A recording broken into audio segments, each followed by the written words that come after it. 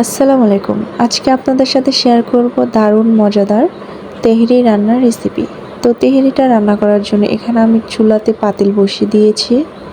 পাতিলটা গরম হয়ে গেলে দিয়ে দেব সয়াবিন তেল। আপনারা চাইলে এখানে সরিষার তেল দিতে পারেন। তেলটা গরম হয়ে গেলে দিয়ে দেব এখানে 2টা পেঁয়াজ কুচি, দিয়ে দেব একটা তেজপাতা, 3টা দারচিনি, 3টা সাদা এলাচ দিয়ে পেস্টটাকে 2 মিনিট ভাজি করে নেব। তেহেরিতে পেঁয়াজের পরিমাণ একটু বেশি দিতে হয়। দিয়ে দেব জিরে।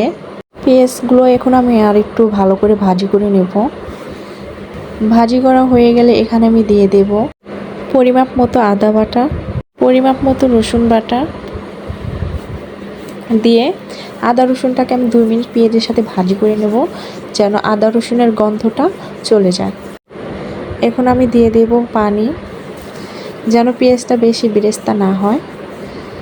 পানি দেওয়ার পরে এখানে আমি দিয়ে দেবো 3-4টা কাঁচামরিচ, দিয়ে দেবো হাফ চামচ ধনিয়া গুঁড়ো, হাফ চামচ লাল মরিচের গুঁড়ো, হাফ চামচ জিরের গুঁড়ো, দিয়ে দেবো স্বাদ মতো লবণ।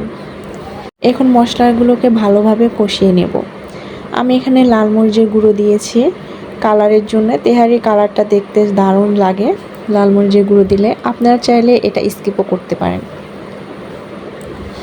তো যখনই আমার মশলা থেকে তেল এভাবে ছেড়ে দেবে, ওই পর্যায়ে আমি দিয়ে দেব তেহেরির মশলা।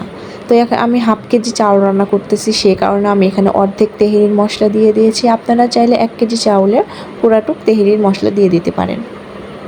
দিয়ে ভালোভাবে মশলাটাকে আবার কষিয়ে নেব। এভাবে ধাপে ধাপে সবগুলো উপকরণ দিয়ে মশলা কষালে তেহেরির টেস্টটা দারুণ আসে। মশলাটা কষানো হয়ে গেলে এখানে আমি দিয়ে দেব 2 চামচ টক দই। টক দই দিয়ে আবার ভালোভাবে মশলাটা কষিয়ে নেব।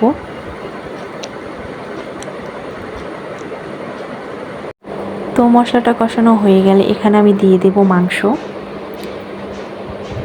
মাংসগুলোকে আমি ছোট ছোট টুকরো করে কেটে নিয়েছি।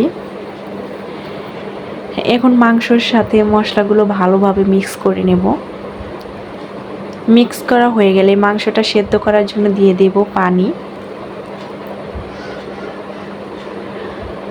পানি দেওয়া হয়ে গেলে এখানে আমি একটা ঢাকনা দিয়ে ঢেকে দেব। মাংসটা সেদ্ধ হওয়া পর্যন্ত অপেক্ষা করব। ঢাকনাটা খুলে আমি আবার নাড়াচাড়া করে দেব, যেন মাংসটা নিচে লেগে না যায়। এ পর্যায়ে মাংস থেকে পানি শুকিয়ে গেছে। মাংস থেকে যখন তেল ছেড়ে দেবে বুঝবেন তখন মাংসটা কষানো হয়ে গেছে। যত বেশি মাংস কষাবেন ততই কিন্তু তেহেরিটা খেতে মজা হবে। মাংস কষানো হয়ে গেলে এখন আমি দিয়ে দেব পোলার চাউল। পোলার চাউলটা আমি আগেই পরিষ্কার করে ধুয়ে একটি ছাঁকনিতে পানি ঝরতে দিয়েছিলাম। এখন মাংসর সাথে চাউলগুলোকে ভালোভাবে মিক্স করে নেব এবং চাউলটাকে 5 মিনিট ভাজি করে নেব। এ পর্যায়ে আমার চাউলটা ভাজি হয়ে গেছে। এখন আমি দিয়ে দেব পানি। এখানে আমি 2 কাপ পানি দিয়ে দিচ্ছি। হাফ কেজি চাউলে আমি 1 কেজি পানি দিয়ে দেব। পানি দেওয়া হয়ে গেলে এখানে আমি ফ্লেভারের জন্য দিয়ে দেব 3টা কাঁচামরিচ দিয়ে ঢাকনা দিয়ে ঢেকে দেব। পানি শুকানো পর্যন্ত অপেক্ষা করব। দেখতেই পাচ্ছেন পানিটা কিন্তু শুকিয়ে গেছে। এ পর্যায়ে এখন আমি খুন্তি দিয়ে ভালো করে নাড়াচাড়া করে দেব। আমি এখানে কিন্তু 2-3 বার ঢাকনা খুলে নাড়াচাড়া করে দিয়েছি।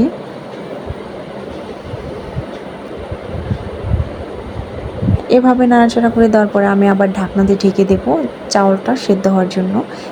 তো দেখতেই পাচ্ছেন আমার পোলাও রান্নাটা কিন্তু হয়ে গেছে। নামানোর আগ দিয়ে আমি ঢাকনা দিয়ে ঢেকে 5 মিনিট দমে রেখে দেব। আপনারা চাইলে আমার এই রেসিপিটা বাসায় ট্রাই করতে পারেন।